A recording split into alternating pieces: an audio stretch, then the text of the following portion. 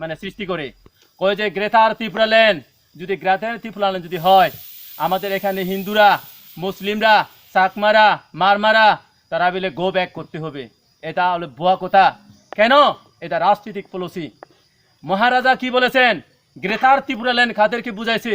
Greater Tripura land আজকে আমাদের যে একটা ভূমি দখল, যেমন আজকে মকবুল ভাইয়ের আজকের যে উঠান মানে জায়গাটা উনির একটা সীমানা আছে, ওই সীমানাটা যাতে তাদের নিয়ন্ত্রণের মধ্যে থাকে, এভাবে গ্রেটার ত্রিপুরা ল্যান্ড মানে আমাদের মহারাজা চাইছে।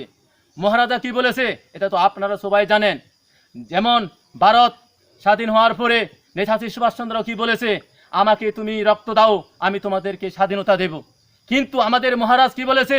তুমি আমাদেরকে সহযোগিতা করো, আমাদেরকে আশীর্বাদ করো, আমি তোমাদেরকে গ্রেটার ত্রিপুরা ল্যান্ড এডিসিতে তোমাদেরকে আমরা অনেক সুবিধা দেব।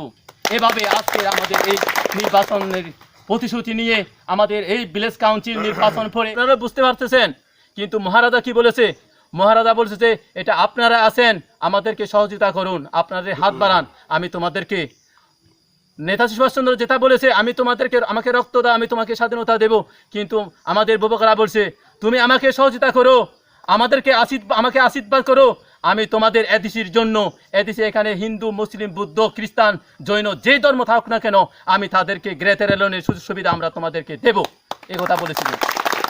তাহলে সংগ্রামী ভাই ও বোনেরা আপনারা মনে রাখবেন আজকের অথচ যারা বিজেপি গভর্নমেন্ট, যারা বিজেপি থেকে সিপিএম থেকে আইপিএফটি থেকে প্রত্যেক দলে থেকে এখন আমাদের এই যে বিজেপি গভর্নমেন্ট কি হয়েছে চলো পাল্টায়, এখন এদেশি নির্বাচন হয়েছে মাত্র 3 মাসের মধ্যে আমাদের এদেশি নির্বাচন গঠন হয়েছে।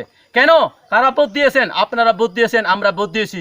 সবাই ভোট দেওয়ার পরে আগে যে বিজেপি গভর্নমেন্ট বলছে চলো পাল্টায়, এখন জনগণ বলতেছে চলো উল্টায়, আমরা পিছনে ঘুরবো, আমরা এখন সামনে এগিয়ে যাব। এখন মানুষের তাদের লক্ষ্য। তাহলে এখন আপনারা প্রত্যেকে মোবাইল ব্যবহার করেন, ফেসবুক ব্যবহার করেন, ইউটিউব ব্যবহার করেন, আপনারা জানেন যে মহারাজার আইডিওলজির অনুসারে যে কাজগুলো করতেছে প্রত্যেকের কিন্তু মনের মধ্যে তাদের ভালোবাসা জন্মগ্রহণ করেছে।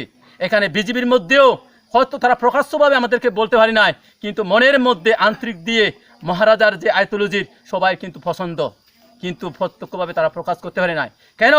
তারা যদি আজকে যদি প্রত্যক্ষভাবে যদি আমাদেরকে সহযোগিতা করে, তারা যে কোনো ফাঁসির থেকে বিজেপি গভর্নমেন্ট থেকে তারা সুবিধা পাবে না, তারা যে কোনো